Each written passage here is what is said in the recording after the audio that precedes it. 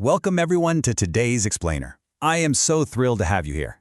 Today, we're jumping into a topic that honestly can be incredibly stressful, but it's actually absolutely fascinating once you start breaking down the science behind it. We're talking about the very real, very stressful reality of water damage for property owners right here in Highland Springs and the greater Richmond area. I mean, whether it's a frozen pipe bursting in the dead of winter or just a sudden massive storm flood, water intrusion is literally a localized disaster. It can turn your entire life upside down in an instant. But hey, knowledge is power, right? By understanding exactly what's happening behind the walls and how the pros handle it, you can totally take back control. Okay, let's dive into this, because the single most critical element when it comes to water damage is the ticking clock. We're not talking about days here, we are talking about hours. The second water escapes where it's supposed to be, it is relentless. It seeps straight into your subflooring, it wicks up your drywall like a giant sponge, and within just 24 to 48 hours, bam, you've got the absolute perfect breeding ground for mold colonization. The stakes here are immediate and they are severe.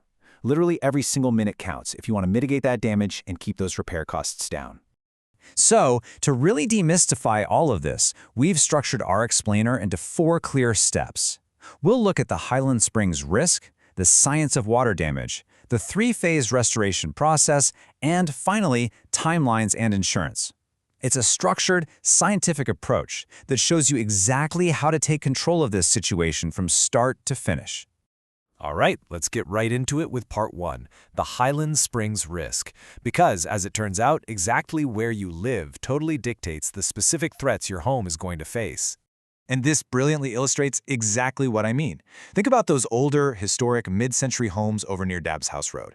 Their biggest vulnerabilities? Usually, it's aging cast iron pipes that are just reaching the end of their lifespan, combined with crawl spaces that practically trap humidity.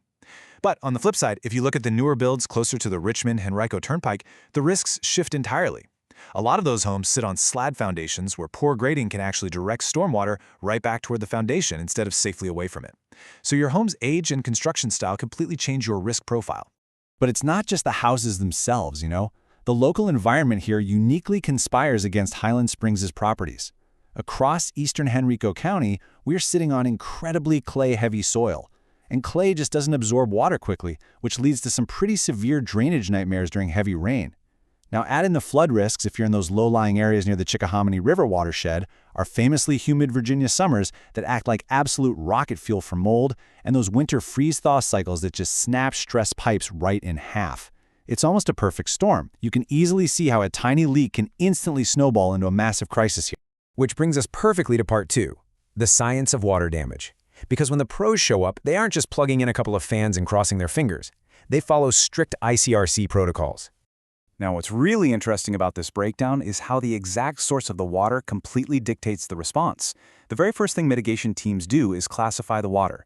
Category 1, that's clean water, like a burst supply line. Minimal health risk there. Category 2 is what we call gray water, coming from something like a washing machine overflow. It carries some contaminants, so it's a medium risk.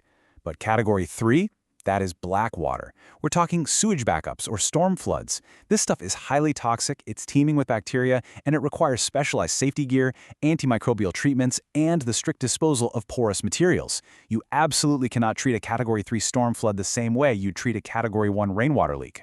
So how do these professionals actually know where the water went once it's inside your walls? Well, they use physics. They use thermal imaging cameras to detect hidden moisture trapped deep behind your walls or under your floors. And they do this just by reading minute temperature differences. Because wet materials are constantly evaporating, they actually show up cooler on the thermal scan than the dry areas around them. It is absolutely brilliant. This non-invasive technology lets technicians track the exact path the water took, without having to just smash open your drywall on a hunch. Okay, I want you to remember this number, 60. This is a crucial number. 60 represents the absolute maximum number of minutes it should take for an emergency response team to arrive at your property. Because getting there within an hour to stop the water source and start extracting immediately, that is what drastically reduces the spread of the moisture.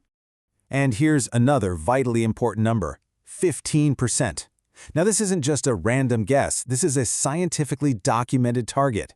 The wood framing inside a home absolutely must reach a moisture content of 15% or less before any kind of reconstruction can begin.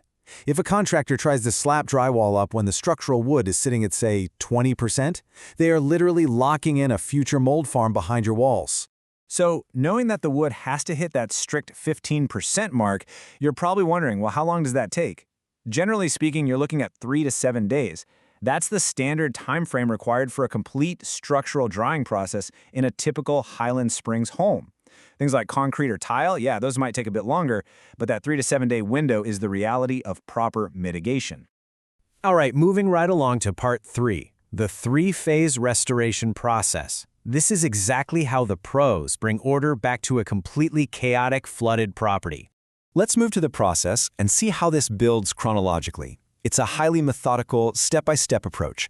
Step 1 is emergency extraction, getting that standing water out fast. Step 2 is structural drying, pulling the deeply embedded moisture right out of the building materials. And step 3 is restoration and reconstruction, putting your home back together again. In Phase 1, the urgency is just palpable. Crews rush in within that golden 60-minute window to kill the water source dead. Then, they immediately deploy these heavy-duty truck-mounted extraction units that can suck out thousands of gallons of water per hour. They strip out saturated materials that simply can't be saved, like wet carpet padding, and they intensely document the damage with photos and moisture readings. Doing this rapid extraction immediately is hands down the single best way to slash your overall restoration costs and minimize how much demolition has to happen. Now, once the standing water is gone, the pace really shifts. It goes from frantic to highly methodical for Phase 2 structural drying. Technicians strategically place commercial dehumidifiers to aggressively pull humidity right out of the air. Then they set up high-velocity air movers to continuously circulate that dry air across all the wet surfaces. They are essentially engineering the indoor environment to force evaporation. They come back daily, using penetrating moisture meters to physically verify the structure is actually drying out, all while actively maintaining the indoor humidity strictly below 50%. So, the crucial point is right here. A massive warning about why you can't just plug in a few household box fans and call it a day. Without commercial dehumidification, you create what's called false dry conditions.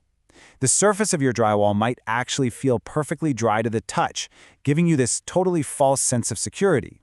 Meanwhile, massive amounts of moisture are still trapped deep inside the wall cavities and the subflooring. If you leave that hidden moisture behind, you are absolutely guaranteeing yourself future structural rot and black mold. Once those scientific dry standards are fully verified by the meters, we enter Phase 3, restoration and reconstruction. All that noisy drying equipment gets packed up and the rebuild kicks off. Damaged drywall, flooring, and insulation get replaced. And the real benefit here is having a single, integrated company that transitions seamlessly from the messy mitigation phase directly into matching your existing finishes, completing the final painting, and bringing your home perfectly back to its pre-loss condition. Which brings us to our final segment, Part 4, Logistics, Timelines, and Insurance. It's time for a practical reality check. During a disaster, every property owner faces immediate, overwhelming administrative concerns. Your head is spinning. So let's take a deep breath here and address the absolute biggest elephant in the room. Is your homeowner's insurance actually going to cover this damage? In Virginia, standard insurance policies draw a very, very clear line. Generally, they cover sudden and accidental events, so if a frozen pipe bursts or a washing machine hose snaps or a storm rips off your roof shingles and causes a leak, you're usually covered. But what is rarely covered is gradual damage. If a pipe under your sink has been slowly dripping for 6 months because of maintenance neglect, or if a nearby river just naturally overflows into your yard, standard policies won't help you there. Natural flooding requires an entirely separate insurance policy. This is exactly why having professionals who meticulously document the sudden nature of your loss with timestamped photos and moisture readings is an absolute necessity for getting your claim approved. Now, the second most common question we get addresses the immediate disruption to your daily life. Can I actually stay in my home while all this restoration is happening? Well, the stark reality is it completely depends on the severity. Yes, you can usually stay if it's minor, like a small leak confined to just one bathroom.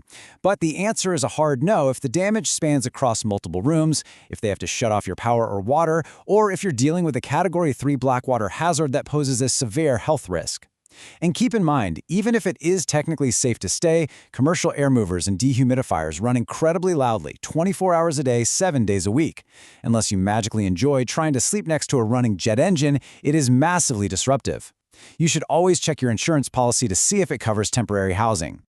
Wow, we have covered a tremendous amount of ground in this explainer today, haven't we? From the unique clay soil risks in Highland Springs, to the exact science of 15% moisture content, all the way to the complex realities of dealing with insurance. So I want to leave you with this provocative thought. If a pipe bursts in your home tonight, are you truly prepared to act within those crucial first 60 minutes? Because knowing the science and having a solid plan in place beforehand, that's exactly what separates a minor annoying inconvenience from a total property loss. Thank you so much for joining me today, and please stay proactive about protecting your home.